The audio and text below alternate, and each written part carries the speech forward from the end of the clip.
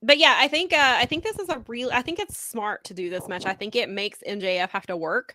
MJF can wrestle. Like, I think I people know. forget that sometimes. MJF is very good at what he does. Yes, he's known for the microphone and he's very good at that, but he is very good at wrestling. He's a good wrestler. And sometimes we forget that, I think, just because we don't he see it as makes us much. forget it. Yeah, he does. His yeah, whole persona, like his whole Yeah. the way that he conducts being a pro wrestler Mhm. makes you forget, oh yeah, this guy has Can to actually pro go. wrestle. Like, he can back up his big mouth. Yeah, He really can back up can. being the champion. Yeah, I mean, some Max of the is best very matches, like one of the best matches in AEW ever was a match that he had with Moxley. That one, Yeah, and that was MJF is early like on in his like. yeah, and even his match, and that's why I go back to those Jungle Boy matches and like why that's what I'm ready for that feud. He and Jack Perry have had some really good matches, especially early on when they were both establishing themselves in AEW. They just did some really great stuff, and they're two different wrestlers now. They've got even more Yeah, under they're their older and belt. wiser.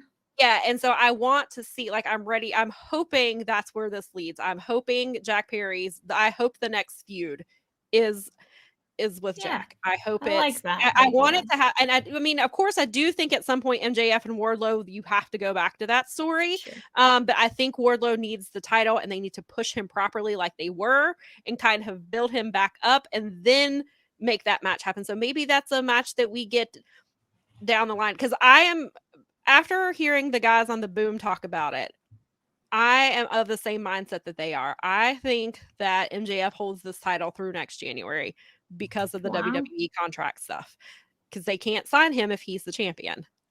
So I think they're gonna keep him. I think they're gonna keep the title on him at least through January. Maybe it's until next Revolution, possibly. Maybe he loses it then, or maybe he gets maybe he loses it before then on like one of the big January shows, and then he has a rematch at Revolution and he loses. They could potentially do that. But I kind of that mindset of that he's going to be the champion for the next year. So if they do that, then you have time to tell. Like, I think you have time to tell the story with Jack Perry. I think you have time to tell the story with Wardlow. So maybe that's not a Double or Nothing. Maybe that's a Full Gear story. Maybe because Full Gear was the paper. Wait, was Full Gear the pay per view that all this? No, it was Double or Nothing. As all this happened, right? Is that when MJF threatened to leave? Yes, and they almost didn't have the match. I mean, they could. It was All Out. It was Double or Nothing. That's right. It was because Garrett was actually, that's what Garrett got misquoted about hating Tony about Khan. hating. That he said that he was frustrated with the fact that so much was going on during Double or Nothing, because including the MJF stuff that just got totally like, because of all the other stuff that was happening, they got pushed out of there, and like he never got nothing ever happened. Yeah, so maybe they could spend some time with Jack. I still think Jack gets a title match at some point. So maybe they build up the Jack stuff a little bit, or maybe, and then at the same time they're building Wardlow up as TNT champion, and then maybe he drops the title to Powerhouse, which frees him up for Maxwell. Maybe they revisited at Double or Nothing, or maybe it gets reignited at Double or Nothing. Maybe maybe Wardlow shows up and nearly costs MJF the title, and that sets up the next storyline and runs them through for a couple of months. Like, there's a couple of different things. I think there's some things that they could do here. Possibly they put Adam Cole in the title picture at some point, once he kind of gets back into the motions of things. Then maybe Adam Cole's the baby face that goes against him. So I think there's some stuff. I think that they can do some stuff with MJF to pick up what he's doing. So I think Danielson is a good test for him, and I do think Danielson will be the champion at some point. I just don't think it will be this year. I think it will be next year. That's my mindset. I could be completely wrong. Maybe I'm very wrong, but that's just what I would do. It does make a lot of sense, and like hearing it repeated, in your words, like sort of like, I think that probably it doesn't.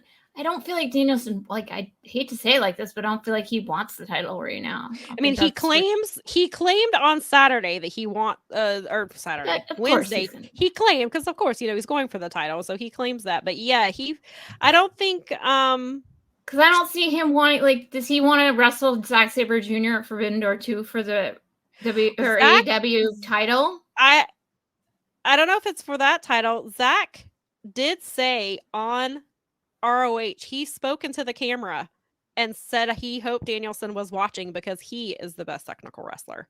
So they're still teasing it. I don't know. Wow. I mean, I don't want to. I don't know that it would be a title match. I mean, obviously, I don't think it's going to be a TV title match. Well, no, that was it. I realized that I just conundrumed my own self because I was like, oh my God, would they do a 15-minute time limit with those two? God, can you? I would be. I mean, it would be amazing. Would be great, but I would be a little. But I want to see the real match, and then they can do the 15-minute match. Yeah. Me too. I mean, I guess my point is that like if they were going to give Danielson the title, they would at least want to keep it on him through sometime during the summer. I would think through Double or Nothing and Forbidden Door, right? And then you would have Zach would be wrestling for the title, and I don't know if that's as good of a story as what you're talking about with Max, right? And then if Zach going to be, well, it depends on. And I'm just assuming. I have no idea. Like we all. That's because I am fantasy booking a dream match, right? Pretty much. No, I want that match. So, wants to see. And then, and it got brought up. Danielson brought it up again recently. Like he said, he's something like he's bugging Tony Khan 33% of the time about being in the G1. That's the other thing. I want him to be in the G1, but would Tony give that match away in the G1 for the first time, giving Zach versus Danielson away in G1, or would he want that for Forbidden Door and then they could maybe have a rematch at G1? Oh my God. Maybe. I'm getting chills just thinking about it. Could you imagine that match though? That match is huge and I love AEW, but that is a Tokyo Dome match. Yeah.